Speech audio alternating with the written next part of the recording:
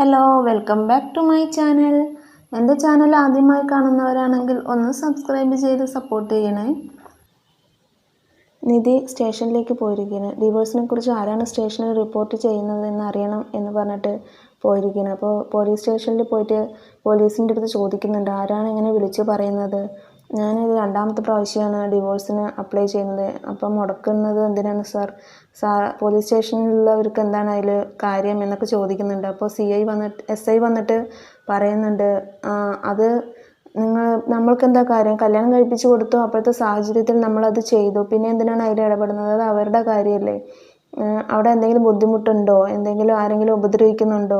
അങ്ങനെയൊക്കെ പറഞ്ഞിട്ട് നിധിയുടെ അടുത്ത് പോലീസ് ചോദിക്കുന്നുണ്ട്. അപ്പോൾ ഇല്ല, ഒരു കുഴപ്പമില്ല, ഞങ്ങൾക്ക് ഒരുമിച്ച് ജീവിക്കാൻ ബുദ്ധിമുട്ടാണ്.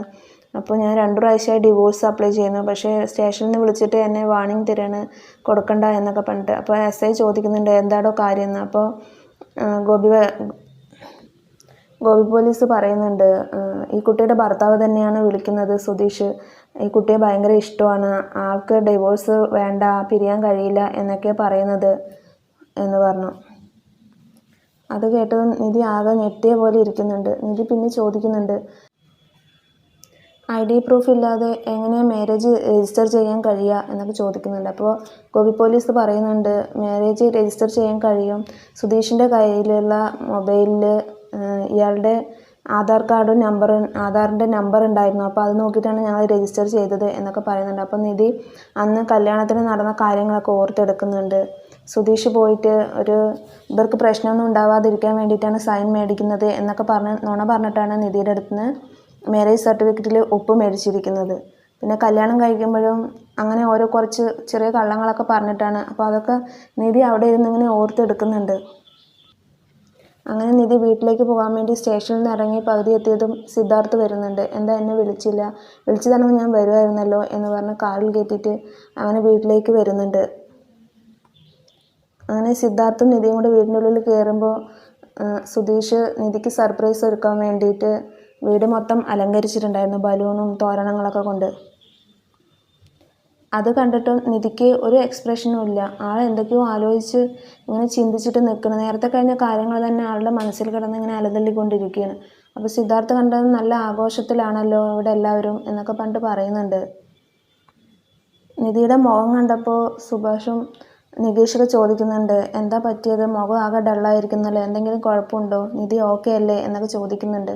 അപ്പോൾ ഞാൻ ഓക്കെയാണ് ഏട്ടാ എന്നൊക്കെ പറയുന്നുണ്ട്. അങ്ങനെ സിദ്ധാർത്ഥിന് സുഭാഷ് പോയി പായസമൊക്കെ എടുത്തു കൊടുക്കുന്നുണ്ട്, നിധിയുടെ ബർത്ത്ഡേ ആയിട്ട് വെച്ചതാണ് എന്നൊക്കെ പറഞ്ഞിട്ട്. കുറച്ച് കഴിഞ്ഞതും നീതു വരുന്നുണ്ട്. നിധിക്ക് ഗിഫ്റ്റൊക്കെ മേടിച്ചിട്ട് ഹരീഷിൻ്റെ കൂടെ വരുന്നുണ്ട്. പിന്നെ അത് കഴിഞ്ഞതും സുഭാഷിൻ്റെ കൂടെ വർക്ക് ചെയ്യുന്ന ഒരാളും ആളുടെ പെങ്ങളും വരുന്നുണ്ട്. അങ്ങനെ ആ വീട്ടിലൊരു നല്ല പിറന്നാൾ ആഘോഷം തന്നെ നടക്കുന്നുണ്ട്. അവരെല്ലാവരും ചിരിച്ച് കളിച്ച് സംസാരിക്കുകയൊക്കെ ചെയ്യുന്നുണ്ട്.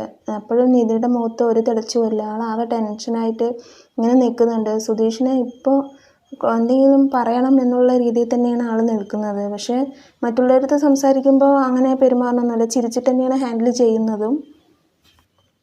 അങ്ങനെ എല്ലാവരും വന്നു പോയി കഴിഞ്ഞപ്പോൾ സുധീഷും നികേഷും ഹരീഷും കൂടെ വർത്തമാനം പറഞ്ഞിട്ടിരിക്കുന്നുണ്ട്.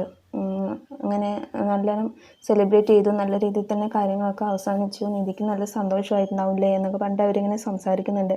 അപ്പോൾ നിധി വന്നിട്ട് പറയുന്നുണ്ട്, നമുക്കൊന്ന് പുറത്ത് പോവുക, ഞാൻ ഡ്രൈവ് ചെയ്യാം, സുധീഷിൻ്റെ പുറകെ ഇരുന്നാൽ മതി എന്ന് പറയുന്നുണ്ട്. അങ്ങനെ അത് കേട്ടതും സുധീഷിന് സന്തോഷം കൊണ്ട് തുള്ളിച്ചാടുന്നുണ്ട്. ഓടിപ്പോയി നിധിയുടെ ബാക്കിലിരിക്കുന്നുണ്ട്. അങ്ങനെ ഡ്രൈവ് ചെയ്തിട്ട് പോകുമ്പോൾ പറയുന്നുണ്ട്, നിധി ഇത്രയും സിമ്പിളായിട്ട് വണ്ടി ഓടിക്കാൻ പഠിച്ചല്ലോ, വലിയ കാര്യം എന്നൊക്കെ പറഞ്ഞിട്ട് അവങ്ങനെ വാദോരാതെ ഓരോന്ന് പറഞ്ഞിട്ട് ഇങ്ങനെ സംസാരിക്കുന്നുണ്ട്.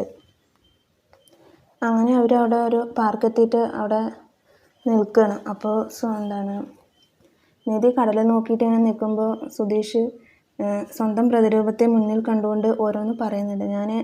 എൻ്റെ സ്നേഹം അന്നത്തെ പോലെ ബീച്ചിൽ നിന്ന് പറഞ്ഞ പോലെ ഞാൻ പറഞ്ഞാലോ എന്ന് ചോദിക്കുന്നുണ്ട്. അപ്പോൾ പ്രതിരൂപം പറയുന്നുണ്ട്, വേണ്ട, അന്ന് ഉണ്ടായ സംഭവങ്ങളൊക്കെ അറിയാമല്ലോ, ഫ്രണ്ടിൻ്റെ കാര്യത്തിൽ പോയി ഇടപെട്ടിട്ട് നിധി അന്ന് എന്താ പറഞ്ഞതെന്ന് എനിക്ക് ഓർമ്മയുള്ളതല്ലേ, അപ്പോൾ വീണ്ടും ആ ഒരു തെറ്റ് ചെയ്യണ്ട എന്നൊക്കെ പറഞ്ഞു കൊടുക്കുന്നുണ്ട്. സുധീഷ് പറയുന്നുണ്ട്, നിധിയുടെ ഫേസ് ഞാൻ ആദ്യം കാണട്ടെ, ആളുടെ സ്വഭാവ രീതിക്ക് അനുസരിച്ച് ഞാനത് പ്രസൻറ്റ് ചെയ്യാം എന്നൊക്കെ പറയുന്നുണ്ട്. അങ്ങനെ നിധിയുടെ അടുത്ത് പോയിട്ട് പറയുന്നു, നിധി എനിക്കൊരു കാര്യം പറയാനുണ്ട് എന്ന് പറയുന്നു. അപ്പോൾ നിധി പറയുന്നുണ്ട്, എനിക്കൊരു കാര്യം പറയാനുണ്ട്, അതുകൊണ്ടാണ് സുധീഷിനെ ഇവിടേക്ക് കൂട്ടിയിട്ട് വന്നത്. ആദ്യം സുധീഷ് കേൾക്കട്ടെ എന്ന് പറയുന്നുണ്ട്. അപ്പോൾ എനിക്ക് നിധി ഒരുപാട് ഇഷ്ടമാണ്. അന്ന് എനിക്ക് വേണ്ടി സപ്പോർട്ട് ചെയ്തില്ലേ ആക്സിഡൻ്റ് ഉണ്ടായ സമയത്ത്. അപ്പോൾ തൊട്ട് എനിക്ക് നിധിയെ ഭയങ്കര ഇഷ്ടമാണ്. എനിക്ക് പിരിയാൻ കഴിയില്ല. അതുകൊണ്ടാണ് ഡിവോഴ്സ് എന്ന് പറയുമ്പോൾ എനിക്ക് വല്ലാത്തൊരു ടെൻഷനാണ്. ഡിവോഴ്സ് കിട്ടിയാൽ നമ്മൾ രണ്ടാളും ഹാപ്പി ആവും എന്ന് നിധി പറയുന്നുണ്ട്. പക്ഷെ ഞാൻ ഒരിക്കലും ഹാപ്പി ആവില്ല നിധി എന്ന് പറഞ്ഞിട്ട് നിധിയുടെ അടുത്ത് ഇങ്ങനെ ഓരോ കാര്യങ്ങൾ പറയുന്നുണ്ട്. അത് കേട്ട് നിധി ദേഷ്യത്തോടെ നിൽക്കുകയാണ്. അപ്പോൾ ഇന്നത്തെ എപ്പിസോഡ് ഇത്രയേ ഉള്ളൂ. Thank you for watching my video.